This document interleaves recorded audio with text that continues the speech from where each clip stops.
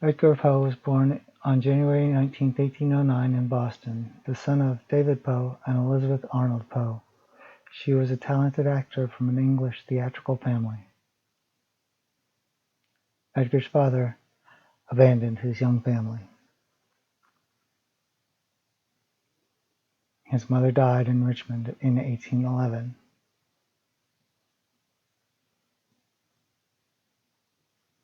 Elizabeth is at rest in the courtyard of St. John's Church.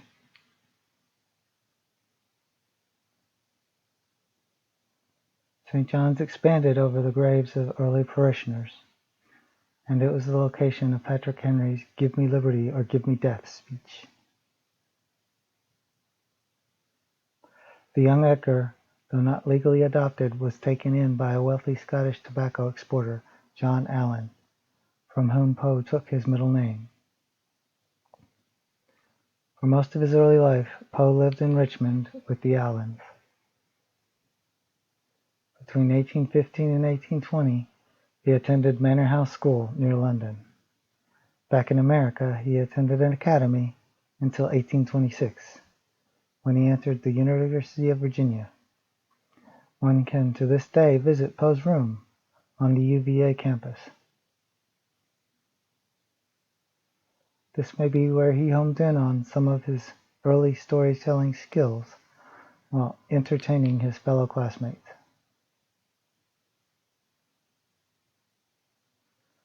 UVA was hard on Edgar, where he accrued a sizable debt, gambling and trying to keep up with his classmates, leading to a falling out with his benefactor.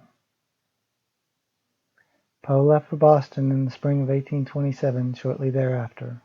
Perhaps because he was short of money, he enrolled in the United States Army under the name Edgar A. Perry. In the summer of 1827, Poe's first book, Tamburlaine and Other Poems, was published under the anonym A Bostonian. Attaining the rank of sergeant major after a single year, he was then accepted and within a second year washed out of West Point and returned to civilian life. During the next 2 years, Poe continued writing stories and trying to get them published.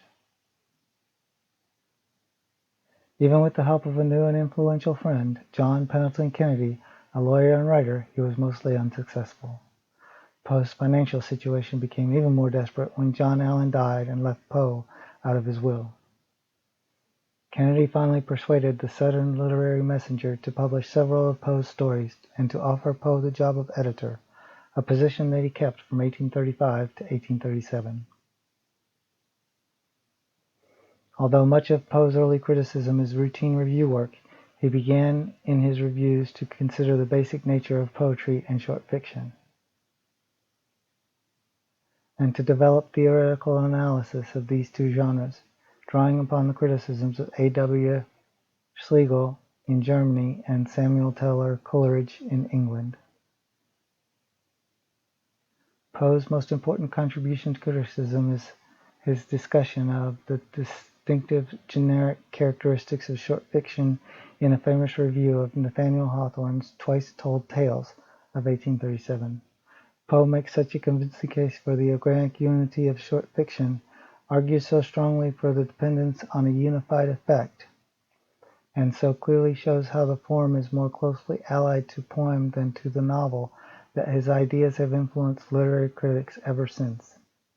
In 1840 he became an editor of Graham's Magazine, where he published his first tale of ratiocination, The Murders in the Rue Morgue.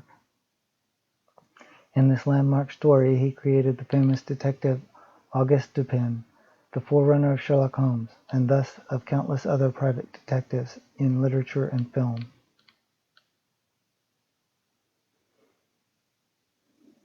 A biographical sketch described Poe as short, slender, and well-proportioned, with a fair complexion, gray eyes, black hair, and an extremely broad forehead.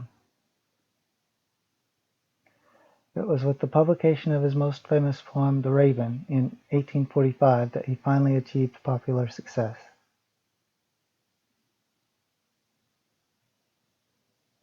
The year 1846 marked the beginning of Poe's decline. In January, the Broadway Journal ceased publication.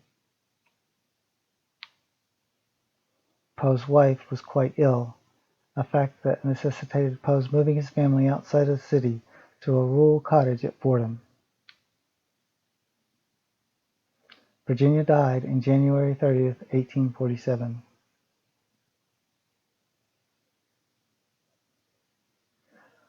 On a slow decline ending in 1849, he was found semi-conscious in the streets of Baltimore.